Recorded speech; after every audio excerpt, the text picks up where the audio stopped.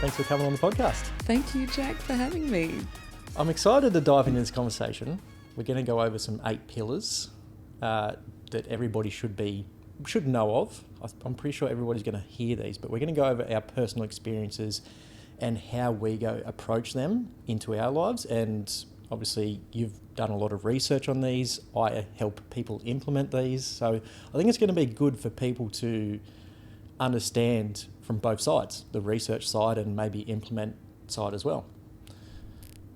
We had a conversation last week. I'm going to start somewhere else. I know that we had a plan, but influencers. Do you consider yourself an influencer? No. So I do, because I think researchers are the original and still the most important influencers in society, in life. As you were saying, a lot of research influences people's lives without them realising. And I think that is the perfect example of an influencer, influencing people's lives to live healthier, better, happier lives. So I do think you're an influencer. And we're going to dive into your story, where you started and where you are now and what you're doing now. And again, I think it's just going to tie everything really well. The research side, the lived experiences, and how you've understood the research to then help people and understand these 8 pillars. So I'm going to stop talking and let you do some talking. Let's start. Introduce yourself and let everybody know where this journey started for you. Okay, where do I begin? My name is Nupur Nag, and I'm currently a researcher who investigates how lifestyle impacts the prevention and management of neurological disorders. And I focus primarily on multiple sclerosis, but I'm also interested in mental health, so anxiety, depression, and sleep issues. And my journey started, I'm trained as a neuroscientist, and I worked as a neuroscientist focusing on epigenetics and autism spectrum disorders. And epigenetics is how environment impacts gene expression and behaviour. And so I worked in that space for over 10 years, and during that time I became quite ill. And I needed to focus on my healing journey. So based on that knowledge that I had on epigenetics, Just before you go any further, that's all right. Can you just, when you say epigenetics, for those that don't know, can you just explain that a little bit deeper?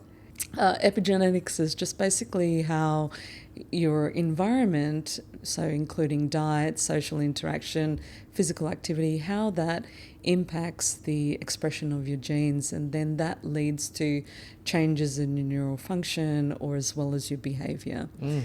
It's crazy because a lot of people think your genetics are just your genetics and you can't change anything, and that's it. Yes, that's You've got not these true. genes, and if I get something, a disease or dark hair, light hair, that's just what it is. But obviously there's a difference between, genes that make up your appearance and then health as well.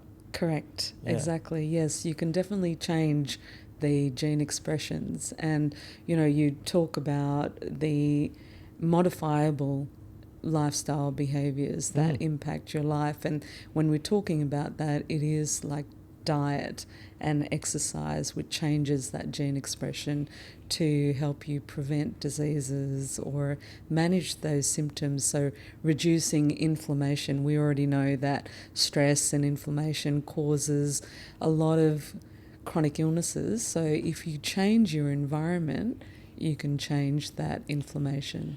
That's crazy because a lot of people don't realise just changing your environment can impact your genes. Absolutely. So this is sort of one of my questions and where I wanted to sort of go with your story. So you're working away, you've realised that you got ill and you need to start changing things. Did you have this toolkit like the 8 pillars before that? Like, did you go, oh, I'm sick, but I got this toolkit, I know exactly what to do to implement? Or was that a journey of starting to figure out what was working, what didn't? Because again, you had that knowledge of genetics. Yes. I had a very healthy life at that time that I got sick. I was following pretty much all the pillars, but not spirituality or meditation. And so my diet was healthy. I was very physically active.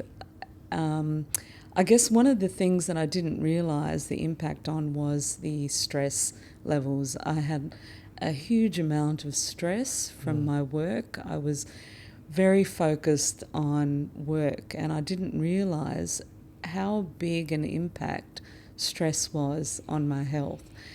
And so while I did have that knowledge of stress being impactful for health, I wasn't implementing stress reducing activities to reduce my stress, and not even really understanding how stress was impacting me, because I was just under, a lot of pressure to achieve, and I wanted to be the best in my job. There was a lot of competition. So I was just doing and not actually thinking about how it was impacting me. And so when I got sick, I really had to just reevaluate my whole life. And it really was just stopping and saying, okay, how do I change this? And again, I didn't realise that it was stress. At that time, my first go-to was diet. So I drastically changed my diet, even though my diet was really healthy. When you say you changed, what did you change? I went vegan, I went gluten-free. So when I was at my worst health, I actually, based on the advice from the specialist, I had to be on a rice and potato diet for 9 months. What was that for? For my health. Right. So I literally was only allowed to eat rice and potatoes for 9 months. Wow. And that was tough. That was really tough. So I kind of reflect back on that now, and I laugh because, people will say to me now, oh my God, you've got such a restricted diet. And I think, oh, if only you knew. So, rice and potatoes, that's very restrictive. Very restrictive. And then after that, I slowly was allowed to introduce vegetables. So for, I think, maybe 3 to 5 years, I was allowed to have rice, potatoes, carrots, zucchini and eggplant. Wow. So the biggest thing was diet. Again, I didn't realise that I was still so stressed because I was so focused on being, that's what I was going to ask. So you're making all these dietary changes while you're still in that position of high stress. Very high stress. I was still in a very stressful job. And you didn't see any improvements? I didn't see any improvements. So I was trying everything, and I made these radical changes in my diet. I was physically fit, actually, so I didn't see the need to implement any more exercise because I was doing a lot of exercise in my life. I had fantastic social connections, but I really didn't see the stress level, how that was impacting. So, I just was trying to meet my KPIs and trying to, excel in my job. So at what point did you go, this, restricting my food isn't going to do anything. I need to go into stress management? Around 15 years later. Yeah, wow. So, the diet, I went crazy on the diet, gave up, as I said, gave up everything, and then slowly started reintroducing things. And it was not until 2022 that I started focusing on stress by focusing on meditation and mindfulness and realizing that I needed that space for self-care and realizing that work was not as important as health. It really isn't. Yeah. I think a lot of people get that mixed up. We'll get back to the episode in just a minute. Are you exercising more than 3 times a week, eating healthy, sleeping the right amount, but still not seeing results, or feel like you should be progressing a lot faster than you actually are? If you're a long-term listener of the podcast, you know there's 8 pillars to your health, wellness, and overall happiness. I've even had a lot of doctors on the podcast recently talking about these 8 pillars, and they've written books about the pillars and how to implement them into your day-to-day life. But the biggest question I get from you guys is, how do I implement all 8 pillars into my life when I'm already exercising, sleeping, and eating right? What do I work on next? And that is a great question. And I've actually been working with some of those podcast guests to create this assessment. So this True Form assessment is 26 questions broken up over the 8 pillars to find exactly where you're at, what you need to be working on, and what pillars are lagging. Because like I said, you're not going to be adding in all 8 pillars. So finding out the exact one that is lagging the most is going to give you the most benefits and give you the energy, the results, and the happiness that you've been looking for. And the idea is that you come back and do the assessment again once you've worked on that pillar to keep building them up over time. This is 100% free, and a big thanks to the guests that did work on it with me. I've been trying to create something like this for a long time now, but just trying to figure it all out and how to get it there at the end, but also give you something at the end. So you're going to get results on what pillar you need to work on and how to work on it as well. So I'm very excited about this because now I can just, every time I get that question, what do I work on and how do I implement it, I can just send you there. So scan the QR code or link in the description, go do your assessment now, figure out what a pillar you need to start working on so you can live a long, healthy, happy life that is true to you. We touched on, last week we were having a conversation, we touched on my story a bit, and I didn't realise how similar our stories are. So, like my journey on how I got here started off on a big health issue as well, and it was all to do with stress. So I was back then I was in the construction industry, so working a lot. I was working for myself, like a builder, so that can be high stress, trying to make sure you got work and then jobs lined up after that work, and making sure this job site's running right, and managing all the jobs and clients and all that sort of stuff. So high stress. I was, again, doing activities, like I was running, I was healthy, I looked good, but I was losing all this weight. And I'm like, oh, well, that gives me a little bit of opportunity, just splurge a little bit. So I just started eating a little bit of not so good things because I knew high calorie foods would help me put weight back on.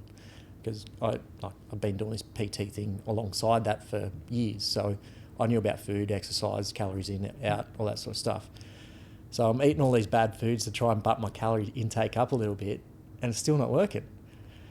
And life stressed, relationships stressed, and I didn't realise. So again, I'm just exercising and, eating what I thought was good food for me at the time. And then we're at a restaurant here in Melbourne. I was in country Victoria at the time, so we're down in Melbourne for a weekend. Restaurant was loud, noisy, high stressed, little bit of alcohol, not so good food. And next thing I know, I couldn't function properly. I was having cold sweats, I couldn't communicate. Some friends seen that I was literally sweating to the point where I was wet.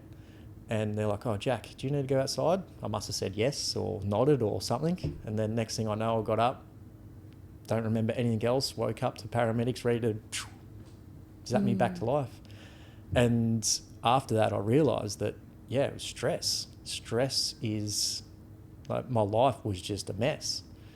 And it's it sucks for me to say, and that's why I'm so passionate about what I do now, because I don't want anybody else to go through that. You shouldn't have to get to the point where your heart is basically stopping for you to change your life. It should happen way before that. So that's why I do what I do now. So yeah, it's funny how, again, you can do all these things right, have all this knowledge, but you just need that one thing to happen before you can actually start changing.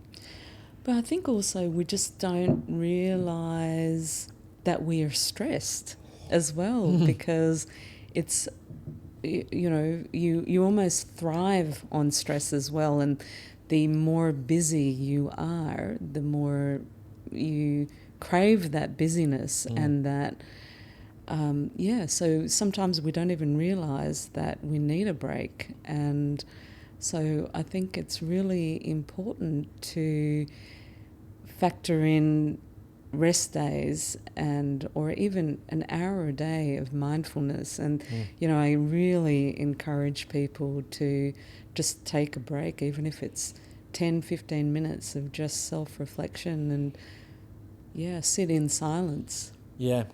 It's funny you say that. A friend the other day, I bumped into her and she's like, "Oh, you just always seem so much happy when you're busy and you got things going on and you're chasing." I'm like, "Oh, that's..."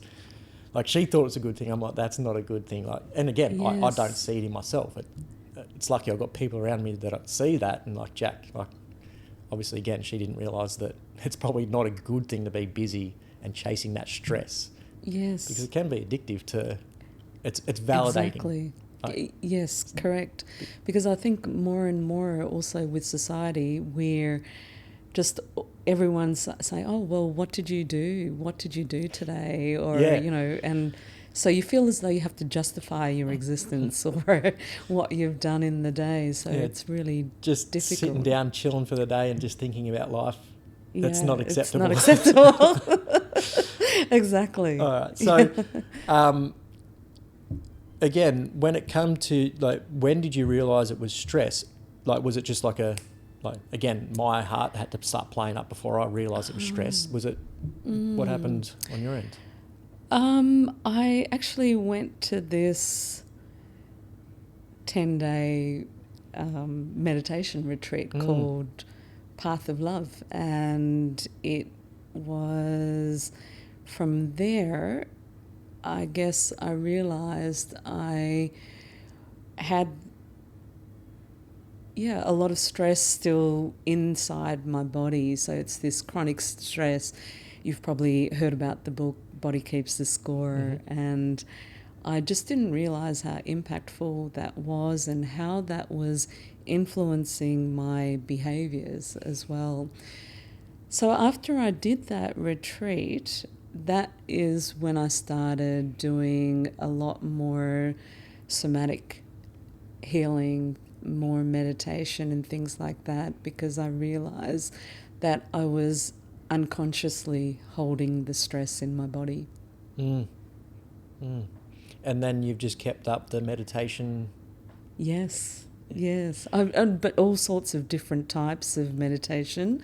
So it hasn't been an easy journey, and I think just... When you say meditation, what are you talking about? So there's over 108 different forms of meditation. Yeah. And so it is about, I guess to me, it's about observing your mind and your thoughts and the art of letting go. And so when I started, I just told you about the retreat that I was at. When I started, I wasn't able to sit in silence, so I had to do active meditation. My mind was too chaotic, and I'm a big overthinker, so I wasn't able to sit in silence without getting very anxious. And so I did active meditation, so dancing with movement, and so I still do that now. Would that be something like Tai Chi? No. Oh, yeah. Well, yes, that's not what I practice, but yes, absolutely. Tai Chi, I do a lot more physical ones. So there's a lot of practices. I specifically do 5 rhythms, and then I do Osho dynamic meditation. So it goes through 5 steps in music, which for me is really beneficial because the music changes and you go through a lot of emotions and thoughts, and it's easy to let go because the music almost forces you to let it go. Wow. And yeah, you should try it. It's quite amazing. Yeah. And I learnt that through going to that retreat. I'm now practicing the silent meditation, but I can only do maybe 3 to 5 minutes per day. And I do a lot of chanting as well. So there's all sorts of different meditation that you can do. There's journaling, there's dance, there's people find practicing exercise meditative as well. But I feel as though sometimes that's probably more of a distraction, so you're not actually observing your thoughts, you're focused more, because I used to do a lot of weight training and things, but then I would be very focused on how my muscles are or how that feeling is to move my body in a particular way. So I actually wasn't allowing the thoughts in my mind just to come and go and hear them. Yeah, I think exercise could be, but again, like you said, a lot of people are chasing results as well. It's like, did I lift heavier than last time? Like, I've got a mate who, I go swimming all the time. I love swimming, but I don't track it. Sometimes I just go swim. I don't know if I've done 5 minutes or 55 minutes, just swim. It's just very meditative for me because, again, I'm moving my body. You have to focus on your breath and thoughts come up and then they go again. It's just like, and it's almost a good, like, perfect. The water's splashing over your face, like the memories, the thoughts are just splashing through your mind. So that's how I think about it when I'm doing it. Yes. And my mate's like, oh, did you get it under 2 minutes per 100 this time? Like, I don't know. He's always tracking. So exercise can be, but you've got to remove a lot of ego and, just results and all that sort of stuff from exercise. I like how you sort of started with the movement and the music, because at the moment, a lot of the meditation I do is breathing and music at the same time, because I can't sit still and think. And I think a lot of people think meditation isn't for them because they start with that and they just go, oh, well, I'm just going to start meditating, so I'll sit here in silence. And it's not going to work like that. It's very hard. So hard. It's very hard. Yeah. So I think going to something like dancing and music and movement, again, I think that's just a great place for people to start because, you don't have to sit there by yourself because that is very hard to do. Yes, but I love the example that you gave with swimming, because yes, you are doing that very solo activity and the thoughts come and go. It just washes away. And that's like this dancing. It's not dancing in a nightclub. It is a very silent, alone practice. You're not dancing with other people. You are in the same room with other people, but there's no movement. You just move how your body feels it needs to move. And you'll be really surprised. Like, some people will just sit there, or some people will do, it's really quite interesting, the variations in movements that you see in something like 5 rhythms, or ecstatic dance is another name for it. With Osho dynamic, they're more structured. There are certain movements that you do to release energy and to open up the energy channels. So for beginners who might be self-conscious about dancing and movement, I think that would be a really good place to start, where it's a little bit more structured, where you need to actually do something. That sounds good to me. Yeah. I'd love to give that a go. Oh, yeah. Have you done any research with HRV and meditation, heart rate variability? No. The research that I do, it's always dependent on, firstly, the funding, and secondly, the availability of data. So my research is solely at the moment based on survey responses, and collecting physiological data would be ideal, so you can have some objective measure. However, it's about having access to that data as well as the funding. I bring that up for everybody listening. We've been talking about trying to organise some sort of research thing to do with health and fitness and well-being, and I think if we could bring HRV into that, it's very interesting. I'll after this, I'll pass on a book from a previous guest. He was a doctor, and he realised HRV was stress. Again, HRV is just an indication of how stressed you are. And where I'm going with this is, like, he said, stress is any stress, because we all know different stresses. So, you know, standing up in front of a stage or coming on a podcast can be quite stressful. Exercise is stress, but apparently it's good for us. You know, there's all these good stresses and bad stresses. And I asked him, like, is there good stresses and bad stresses? And he's basically said, any stress you can adapt to is good for you. Yes. Any that you can't, you've got to get rid of. And HRV was a good way to understand what you couldn't and could. So I think we know a lot about these stress responses. So my research, what I'm more interested in is behaviour change. So as you said, this gentleman who you spoke to, you can adapt, and how do you get rid of that bad stress? So that is where I'm trying to move my research direction into. How do we change our behaviours to be able to adapt to those bad stresses? Yeah, and I'm excited if we can team up and do something like that. I think, and everybody listening would be very excited to be a part of it as well. Great. So I guess leading into that, behaviours, stress, and genetics. Is it too late to start changing? So, because we're going to go over the 8 pillars, right? Never too late. So, again, one guest sort of described it as switches. You'd flick on and off your genes. So if you do a certain thing, you're flicking that gene on or off, and that can have consequences down the track. So I've always thought, like, especially with, I guess, your research into MS as well, like, if we start flicking switches earlier on, can we sort of flick them off later in age? Like, is there a pattern there? Like, before we go into the 8 pillars and what people should be doing? Yeah. Like, is it too late to change? I guess you could say.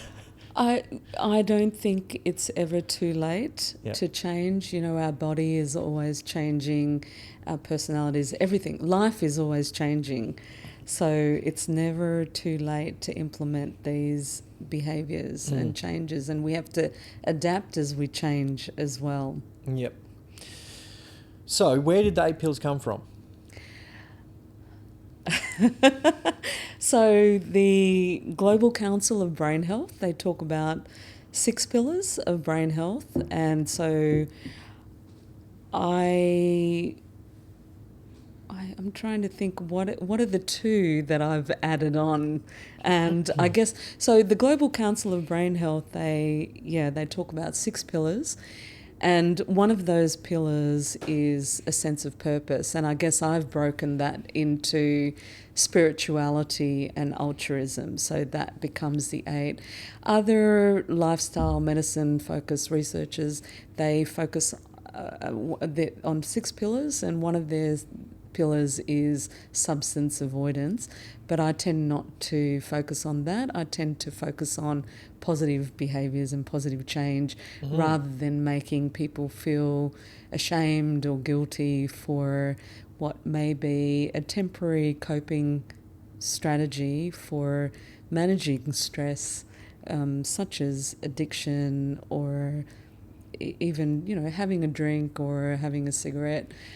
They're a lot more complicated, and I don't like to make people feel bad if they can't do something. So I try and focus on the things that that is going to make people feel good. That's an interesting point. Like, I do the same when I'm trying to coach people. Instead of saying, like, stop smoking, like, it's just like, well, let's add a positive in, instead of saying, that's the worst, you can't do that, you're going to die, all that sort of stuff. It's like, yeah, all right, have your smoke, but then, like, maybe add in a glass of water with it. Like, add a positive, and we focus on the positive. Exactly. Yeah. That's exactly my thing as well, yes. Because you're drinking, okay, well, why not try one day a week without drinking? You love meat, why not try 1 day a week without meat, or adding 1 meal a week without meat? So these slow increment changes helps you to create these long-term positive behaviours, rather than, because if someone keeps telling you what you're doing is wrong, you don't feel really motivated. No. So to change. Yeah. That's awesome. So let's hit 2 most common ones: exercise, nutrition. Yeah. What should people be thinking about when it comes to that? Yeah. So many studies, we already know that, minimise processed foods, minimise sugar, minimise saturated fats. And so I guess that is the most healthy way that you can go. A lot of people look at plant-based diet. That's not always easy for people because of, your likes, you know. But as we were just talking about before, just these incremental changes, but just being mindful of what you're consuming as well, and how that's making you feel as well. So then Definitely. you will be able to see what foods suit your body and what doesn't, because for me, meat doesn't suit my body, but for you, it's probably, might give you energy, and that's fine. So we really need to listen to our bodies to adapt that diet that's right for you. And that's the same with exercise. Like ideally, like WHO and, the guidelines recommend you to do 3 times a week, at least 3 times a week. And I can't remember now what the guidelines are, but 3 to 5 days a week of intense activity. Now, that's also not going to work for everyone. Some people don't like exercise or their body doesn't allow it. I mean, I remember when I was younger, I was very much into weights, HIIT training, you name it. And as I've gotten older, my body doesn't allow me to do those practices anymore. So I adjust to that. So even if you can just walk every day or some type of movement, and whether that's stretching or movement, something is better than nothing. Yeah. 2 great points there. I think being aware of how food affects your body. So many people just eat food and then they feel like absolute shit the next day, but then they don't put those 2 together. So just paying attention how food...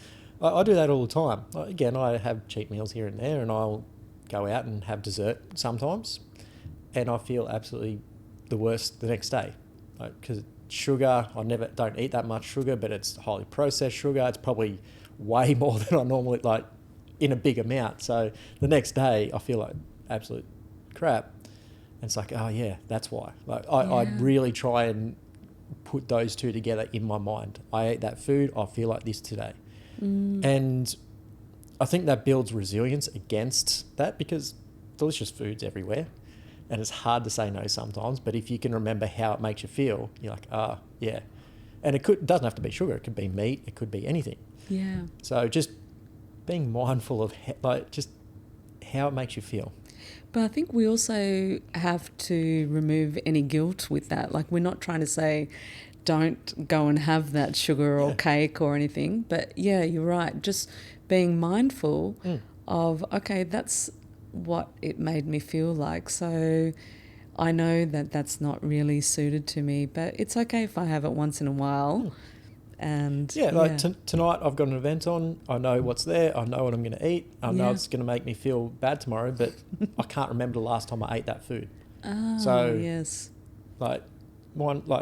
It's enjoyable. It's social. So, but as long as it's not every single night, I think that's the point we're trying to get across. Exactly. Yeah. Exactly. I think.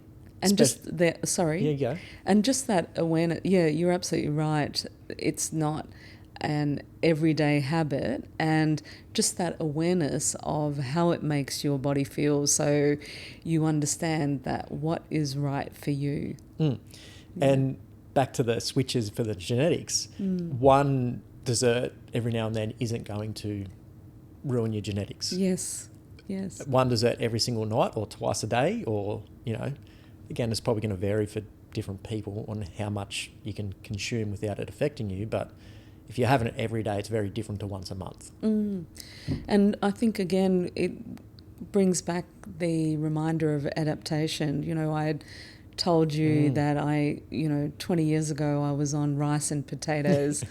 And now I have a huge repertoire of foods that I can eat. So just knowing, listening, being more aware of your body is so important.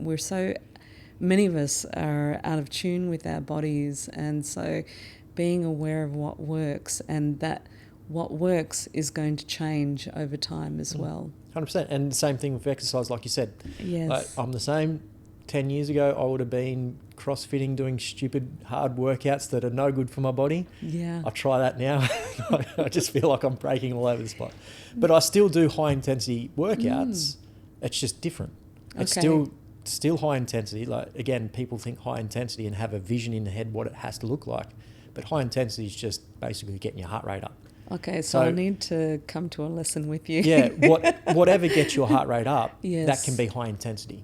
So again, like you said, that's going to look different for everybody. Yes. So it changes over time. Just, get your heart rate up. Doesn't matter what it looks like. Yes. Yeah. It could be walking up a steep hill.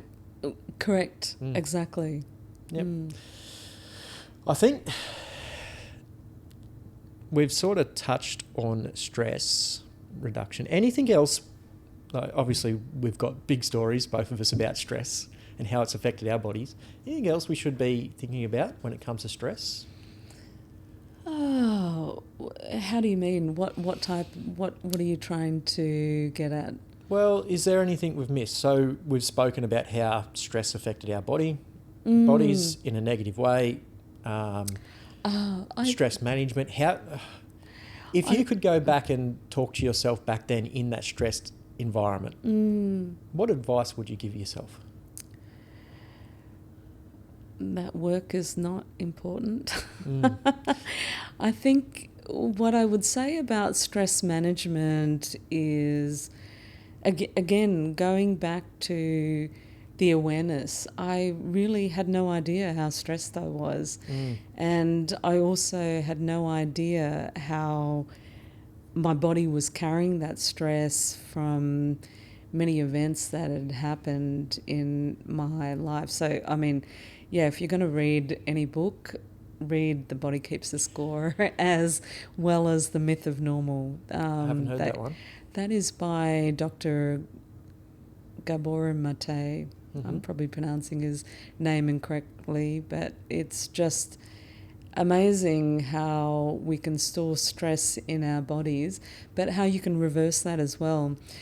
I think probably what I wanted to talk about in terms of stress management is, so we've talked about awareness and a lot of us not being aware that we're so stressed, but how there's so many different forms of managing stress as well. So we've talked about meditation, but that might not be the right way to manage stress for some people. So for some people, it might be going out and socialising, going out for a dance, having a massage, or just, I think from our recent research, what we've seen, we did a qualitative study in 800 university students, and what came out in their responses was time in nature helped them reduce their stress. So whether that meant just sitting in a park, going for a walk, or just hearing the ocean. So I think we have to really look at stress management in forms of, it can be as simple as that, just taking a walk in nature. And I heard this the other day, hobbies. Hobbies are a thing, like the younger generation and students especially, again, the older generations are probably maybe to blame for this because of that, what we're saying about drive, more, push.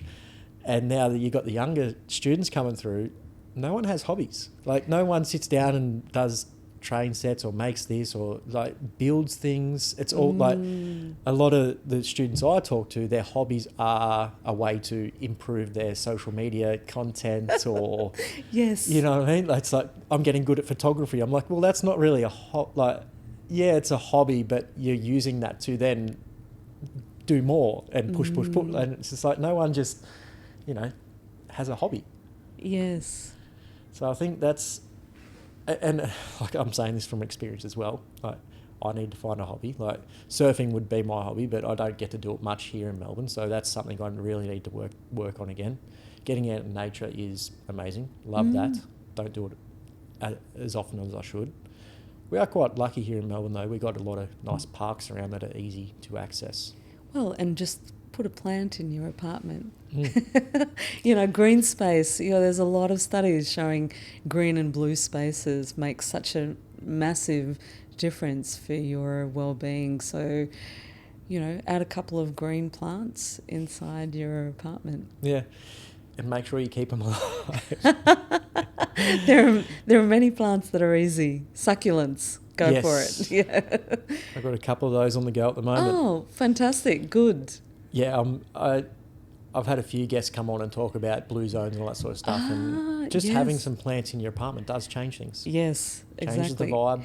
The air quality, and if you're stressed, you just, you know, touch that soil, get your hands dirty. And I think, you know, going back on what you were saying, that people aren't having hobbies anymore, and I think people aren't playing in nature anymore. Yeah. So getting your hands dirty, feeling the earth, walking bare feet on the beach, those type of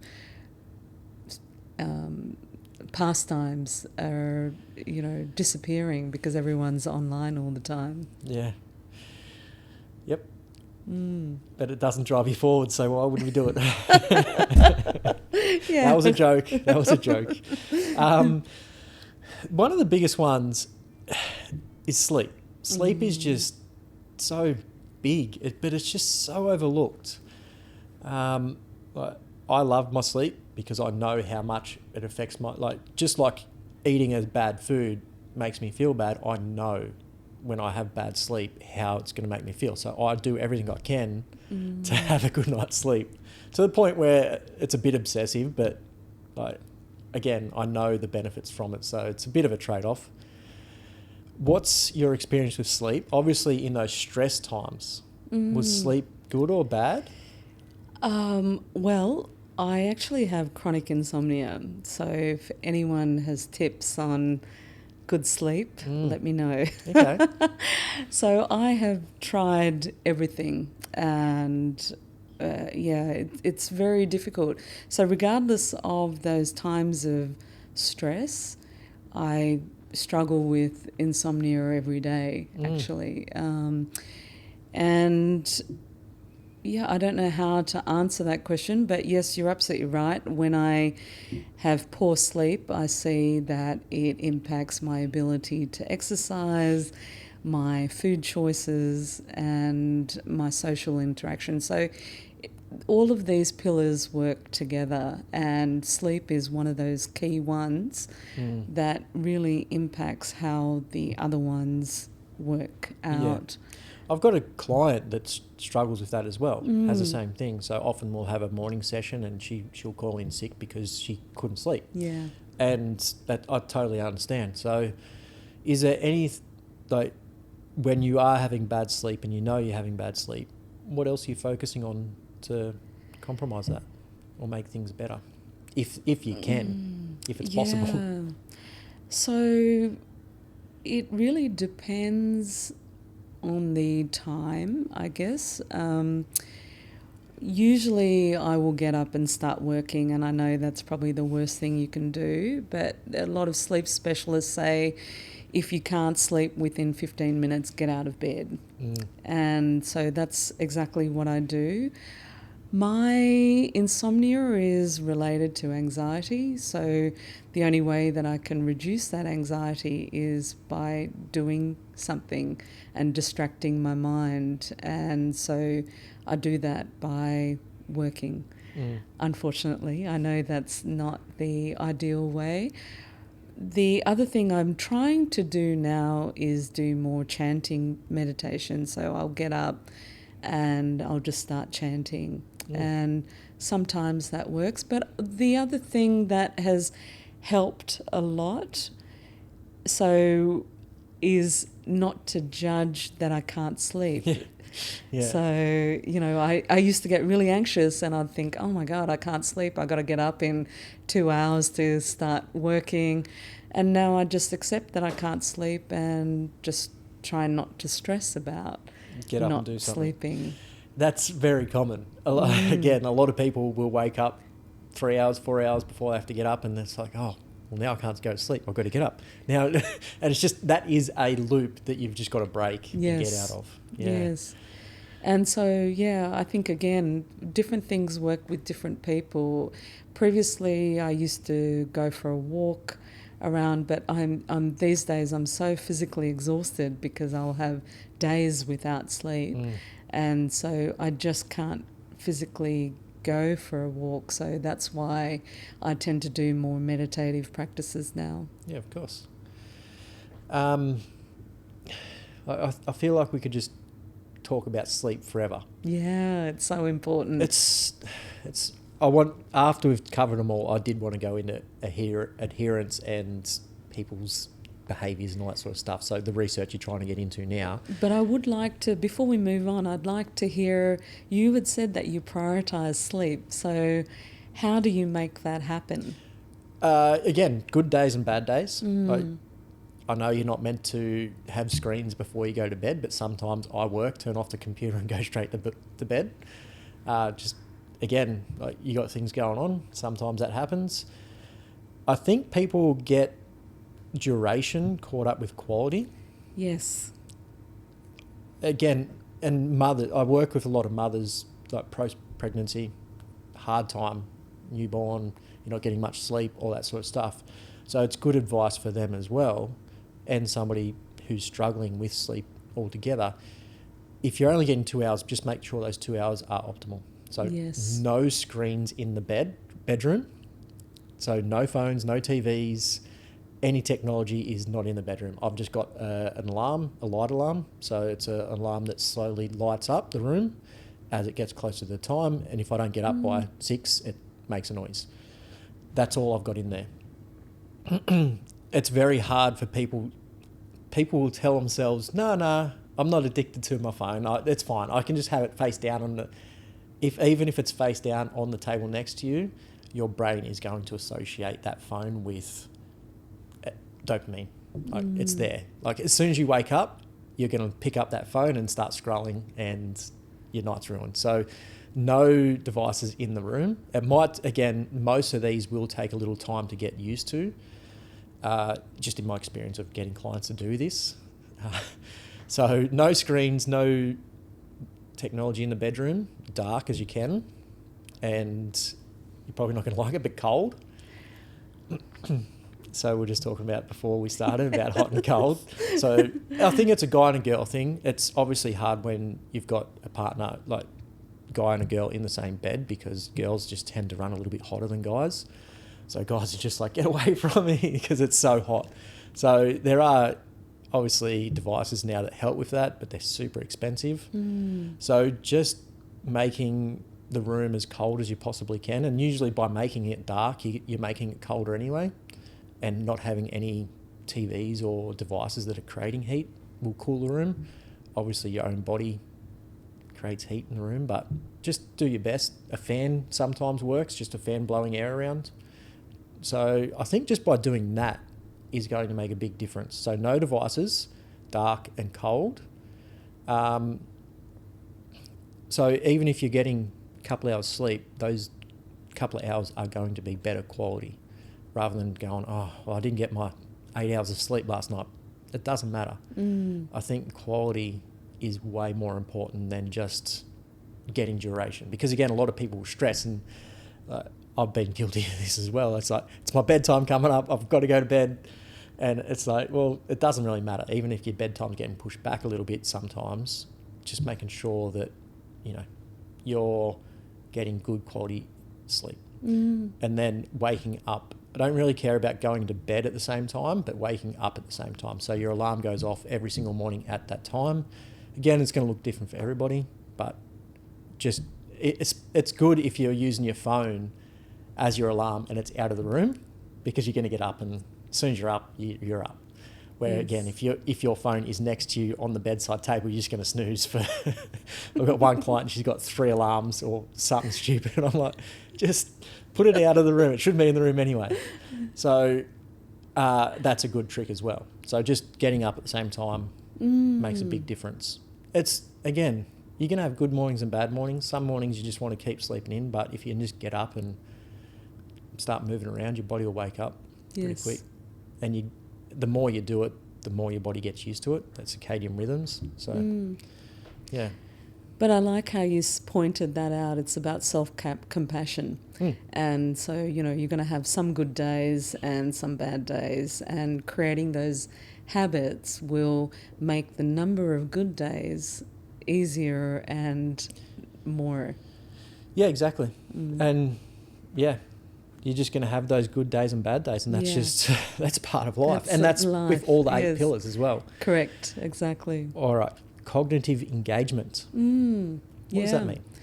So basically keeping your mind active, trying something new that challenges you.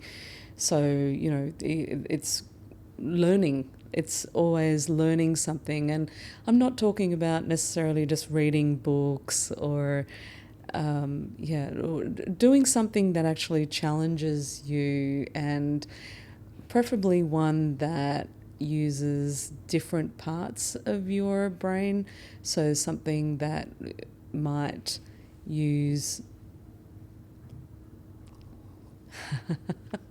sorry, mental blank. Different parts of your brain. So you might like start learning a new language or dancing, or as I've said, you know, there's all these different types of meditation.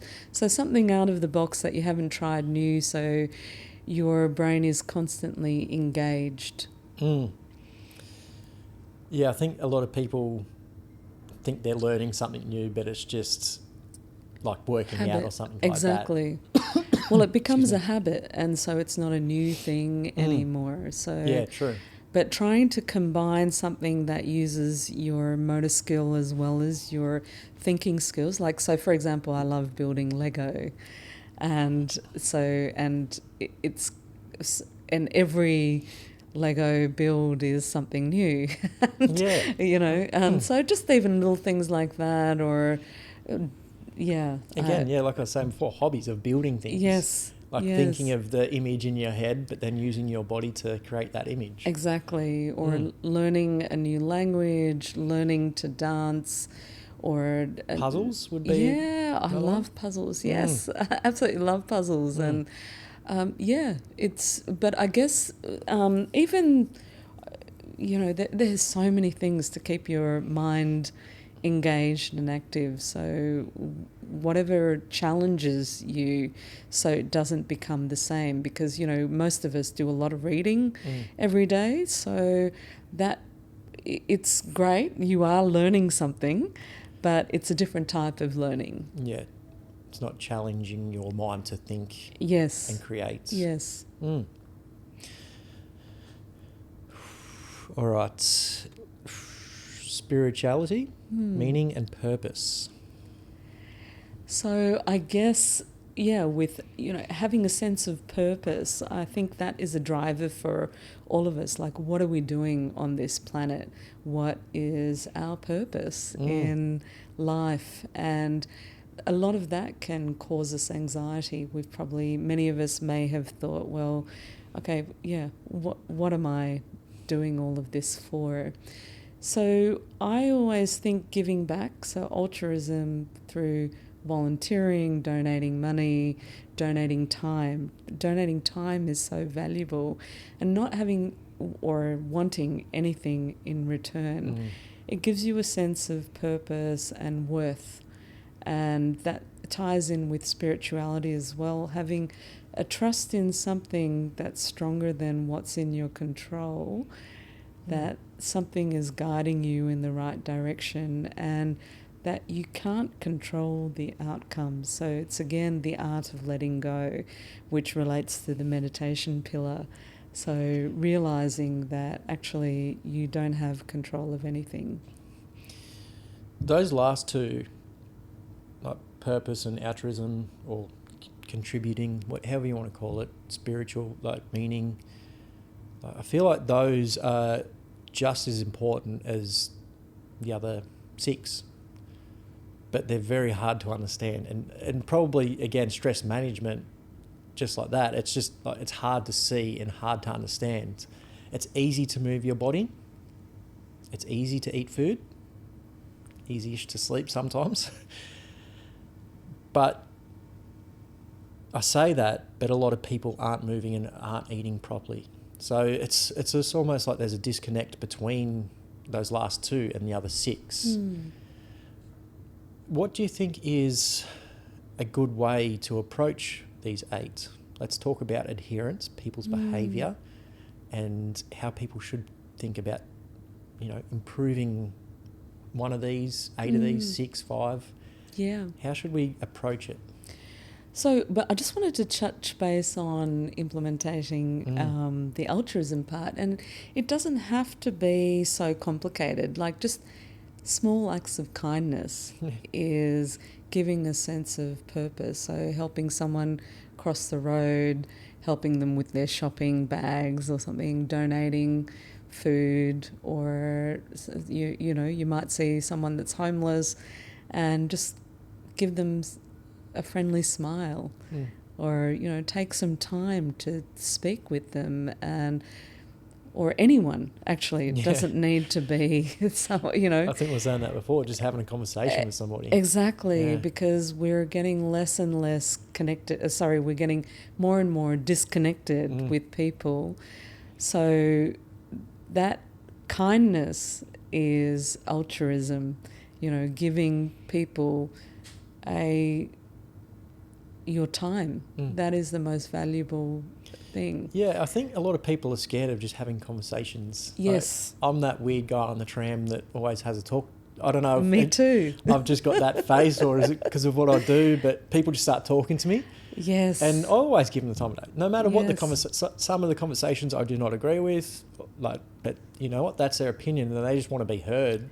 Exactly. I can sit there and listen without judgment and have an input. Just sit there and listen. That's all some people want, is just for you to listen.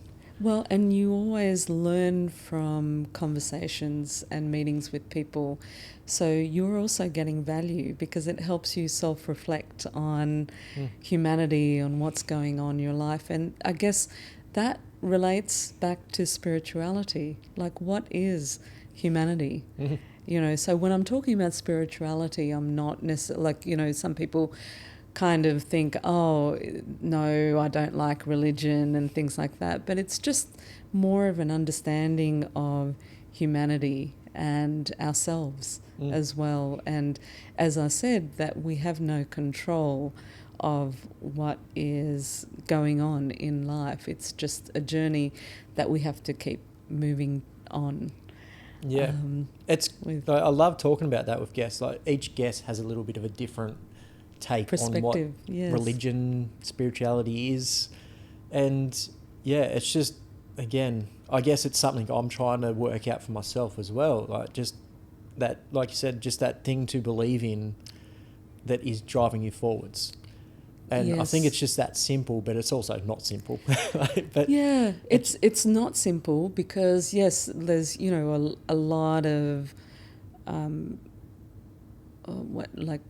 prejudices against religion, old school theories, things that may not fit what your own thoughts or views are, opinions are, but yes, it's having that faith that something is there. And also, I think it helps me to realise that, because, you know, loneliness is a really big thing as well. So having that faith in everything is happening for a reason. And so whether you want that trust to be in God or universe or purpose, it just helps you through those times of sadness and aloneness or joy. You might not have anyone to share the joy with, so it's being grateful for the privilege of living our lives and having these opportunities. I love that. I love that. So yes, getting back to adherence, what do we focus on? So I've done a research study, my team and I have done a research study and looking at whether there's cumulative effects in these pillars, and we looked at slightly different pillars because it was related to risk factors in people with MS, and what we did find, there is cumulative effects. So the more you do, the better health outcomes you get. So, and what we also found in that study is if you needed to do at least 3 of those pillars to have an effect. So if you just focused on diet, it's not necessarily going to have the effects that you are hoping to see. And that's been my personal experience as well. As I've shared my story with you, at the time of my illness, I was very fit, healthy, or, I felt healthy. And it wasn't until I tried a combination of acupuncture for managing my stress and diet and exercise and social connection, all of those together gave me the benefits that I wanted to see. How to adhere to it, again, I think it depends, as we talked about. Some things might be easier for some people versus other things easier for other people. So I think we just have to be very conscious and aware, as we've been speaking about for the last hour, that awareness of what works for us and the ability to change and adapt and not being so rigid. So if you can't follow a specific diet for a while and you start focusing on exercise, because I'm just reflecting on my own experience, for many decades I was very focused on my body and my appearance. And so I was very strict on my diet and my exercise regime.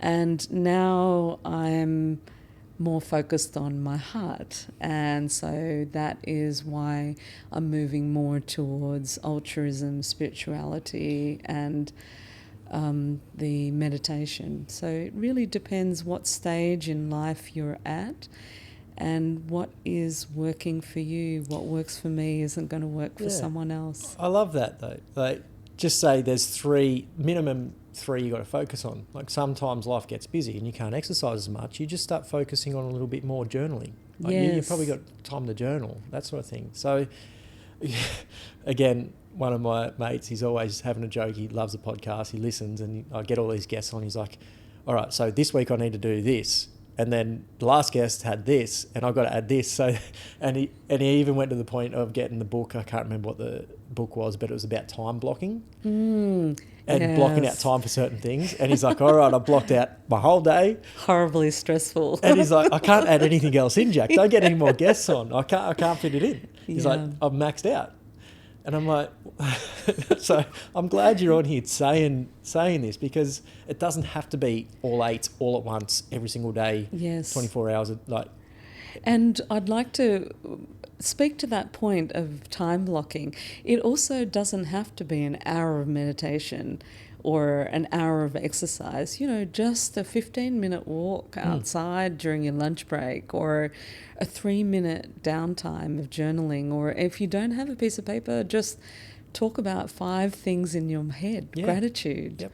That's it. Look around the room and choose 3 things you're grateful for. Yes. Exactly, Yep. precisely. So all these things, it doesn't require that much effort or time, but having that habit building formation, like making it a part of every day, makes it easier to just have it like, like you're brushing your teeth.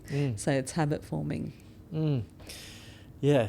I can't wait to clip that bit and just send it to everybody. Like, don't stress, you don't have to do all 8. So, but it was a minimum of 3. That's what was found in that cohort of people. As I was saying before, it really depends on the population, the data that you have. But I think the take home is the more you do, the better your outcome. So don't focus on the minimum. Yeah. Just start even with 1. Yeah. And the more you do, the better your health outcomes are going to be. And not trying to, like you said, spend hours on each one. Just a little bit on each one. Yeah. And I feel like that's going to be way more effective than just really dialing in and like spending all your time on 3. Yes, exactly. And which 3, I don't know. So, the data that we looked at, it looked as though exercise and diet were the primary drivers. But again, it depends on the data that you're analysing. So it's what that availability, we didn't collect any data on spirituality or altruism, and we didn't have smokers or many smokers in our population. So the research is kind of just, it doesn't necessarily, it's guiding the practices. And that brings me back to my first point of you being an influencer. You just brought up smoking. You mentioned in our previous conversation that it's hard to find smokers that can contribute to research now because there's less and less smokers. Correct. And yes. Obviously through research we've found that smoking is very bad for you. It's one of the worst things you can do. But without research we wouldn't find that. And that's sort of like a weird correlation of you still want to do studies with people that smoke, but there's not many of them out there anymore. Yes. That's a good problem to have, though. Absolutely. But it's also about people willing to share their data. So, we're also very interested in other substance uses, so alcohol as well as illicit drugs. But people may not realise that this data is 100% confidential and non-identifiable. It's all de-identified. But people, just like when you go to the doctor and the doctor says, how many drinks of alcohol do you have per week? And you kind of, okay, what do they actually want to hear? Yeah. So you might hide their truth, and that, that's a bias in research as well, and that's why we need a lot of people to contribute to the data, because then we can adjust for those biases in the data. I think that's where if we teamed up and did some sort of research together, because I like to use measurable things to make sure my clients are improving. And I think that would be really good for the data, obviously, and we can dive into it. But same thing, I'll ask a client, how many times do you work out? 3-4 times a week, and then we'll do our first session and they're struggling. I'm like, do you? Yes. So having benchmarks, I think, is really good for, obviously me, and I guess I'm collecting data for my own way to help people and get results and that sort of stuff. So what are you looking at researching now? You've just been working hard to apply for grants. What's that entail, and what would we learn from it? Yeah, so as I said, my research is based on how lifestyle impacts. We've been talking about the 8 pillars, and I'm trying to move on to mental health, so depression, anxiety and sleep, because these are becoming more prevalent in the population, and because these services are limited, and we need to have some self-management strategies. How do we build our resilience so we can self-regulate our emotions? And so what I'm interested in is a precision health app. As I spoke about before, I'm interested in behaviour change. So this precision health app is something that you download, and it collects your data on your BMI, your body type, etc., and your mood and habits. And then it uses AI to give you strategies and lifestyle choices based on your habits. So, and it's also based on evidence, obviously, because the AI has collected data based on over 200,000 global users in this space. And so basically, the reason I think it's really important, because, you know, adhering to these lifestyle behaviours are difficult. So I want to see whether, if those instructions are more personalised, so someone might say, well, you know, I can't get up at 9 a.m. in the morning and do a workout. Well, this AI is going to say, well, the optimal time for you to work out is at 3 p.m. and do this short run or a short walk or something. So when it's personalised, is that going to help you change your behaviour and adhere to these healthy lifestyles more? I think yes. Yeah, I do too, but we need to show whether it actually does. To actually find, Well, only because, I mean, there's a lot of potential problems with it, because we know that people download apps all the time and then don't use it. I think 50% of downloads are people download it and 50% don't use the app. So what are the functions? So we also want to determine from that research is, what are the functions of an app that help people? What keeps them engaged? Is it these little pop-ups all the time? Is it personalised messages that sets them reminders?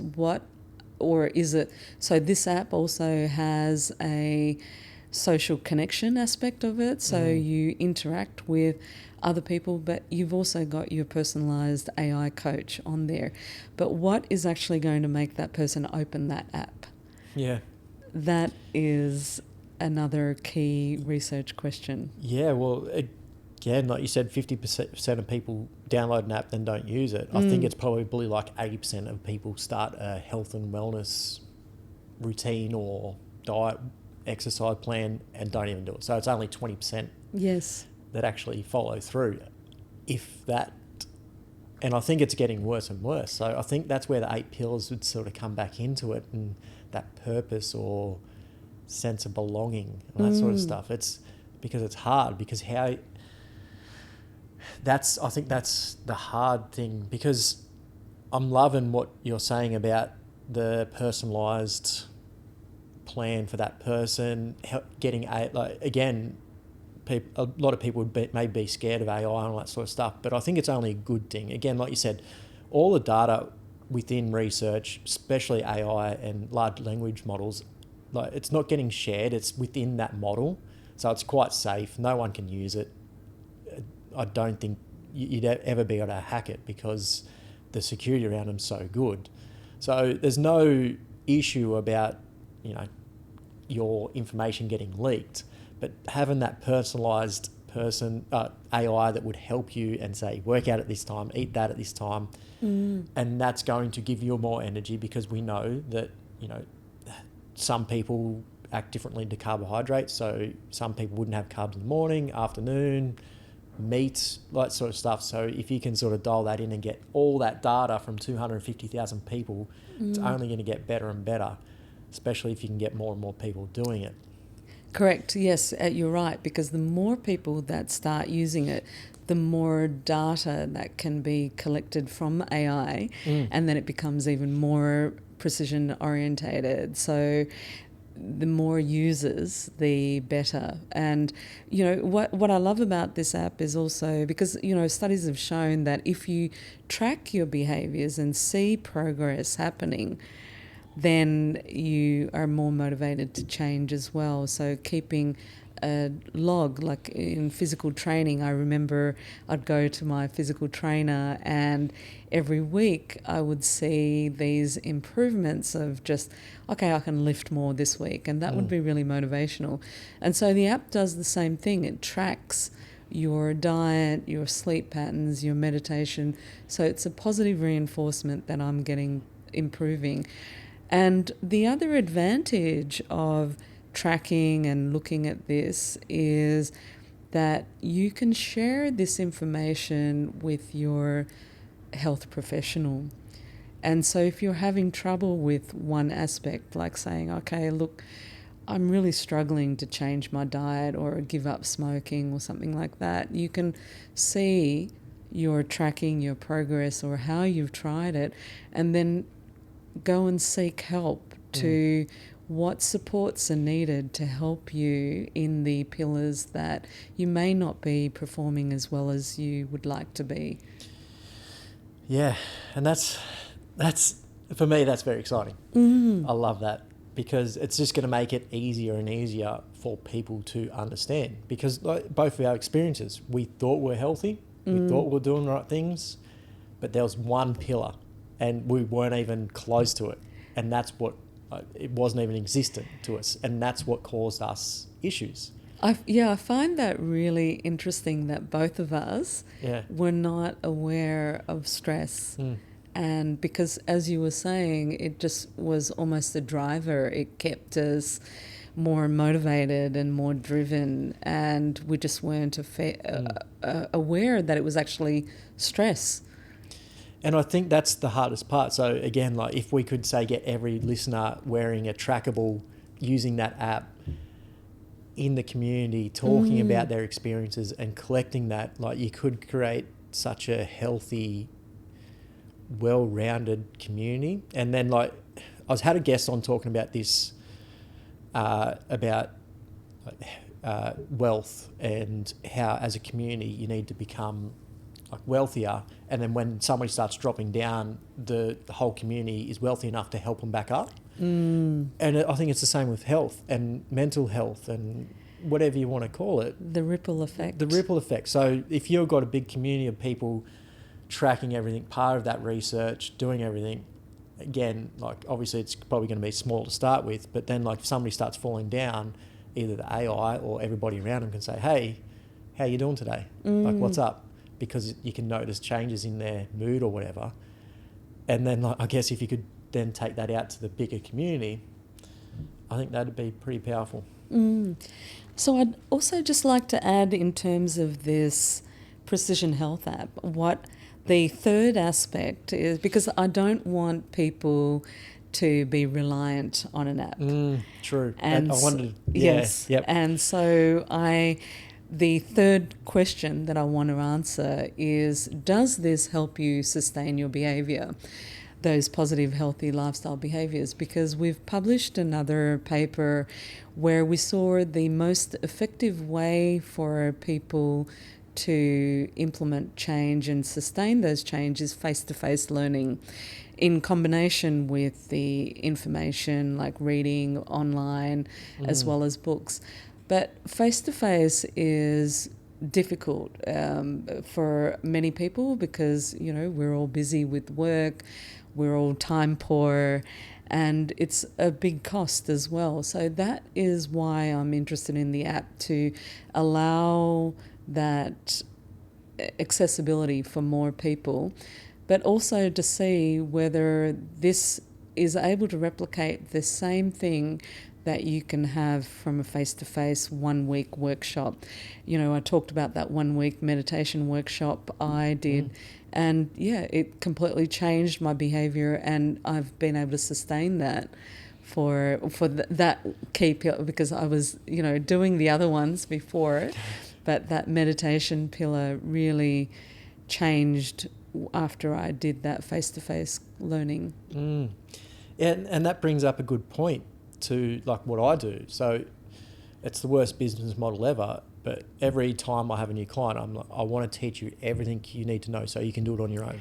Yes. I don't want you to be reliant on me, because maybe I disappear and I don't want your health and fitness journey to stop. Yes. So wearables and trackables sometimes are very key to that. Like I was saying to my mate who tracks the swims and all that sort of stuff, he's like, Jack, how'd you go with this? Like, I'm just swimming. Like, so at what point can you let go of all that sort of stuff and just do it for yourself?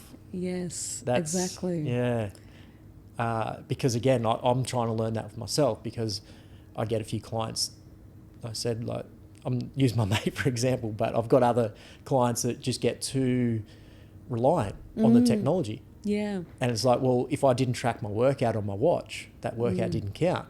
And I'm like, well, it did count. You still moved.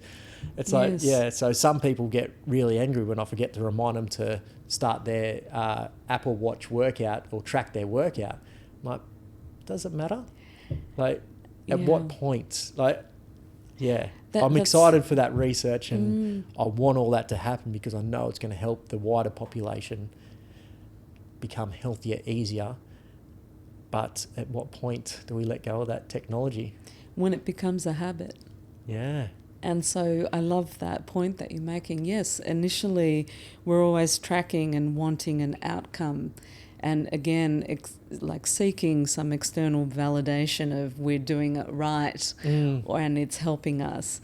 But we want to change that mindset and make it, okay, it's just a daily habit, like we brush our teeth or we put on our shoes, and make that a habit for preventative health. That's, yeah. And I get like, also with, I don't know if you've ever tracked calories and that sort of stuff. Yes. Everybody gets very obsessed with it, but it's also a good tool because, again, it's good to obsess about the food you're putting in your body and understand how much is going in your body, all that sort of stuff. So I always sort of push my clients towards it because I'm like, yeah, obsess about it for a little bit. That's fine. But eventually you're just going to be like, well, I know it now. I don't need it. And I think that's a good example of, technology helping you, but at a certain point you don't need it. Yes, correct. And that's precisely what this research is about as well, where I don't want it to be something that you rely on for the rest of your life. I want to see what is the minimum time you can use it to help you change your behaviour, and how long will you sustain those behaviours, and which of those pillars are you going to sustain? A lot of questions to be answered. Yeah. And that's why research is so important. Yes. And I think that's what a lot of people don't realise. A lot of the time, the way they're living, where they're living, how they think, again, with smoking, it's all come from research. Yes. And people like you doing the research and influencing people's lives for the better. So thank you. Thank you for all your hard work and the research you do. Thank you very much. No I've problem. enjoyed the conversation. Yeah. I think a lot of people are going to get a lot out of this. Finish up. Where can people find you, connect with you, and continue down the rabbit hole of all your research? Most of our publications are all open access, so they're available on Google Scholar or PubMed, and you can connect with me on LinkedIn professionally. And if you want to follow me on TikTok, Instagram, or Facebook, I post videos about showing how to implement these pillars in everyday lifestyle. So, and I also try and occasionally link up the research on there. So it depends what you want, whether you want the implementation side or you want the professional. But yeah, feel free to connect. I'll link them all in the show notes. I Wonderful. recommend everybody give you a follow because, like I said at the start, you connect all of it quite well. So appreciate the time you put into your content as well. Thank you. What is up, everybody? Thanks for being here at the end with me. Obviously, you've enjoyed the podcast. And did you realise there's no intro and there's no ads during the podcast of me telling you to buy certain products or services or anything like that?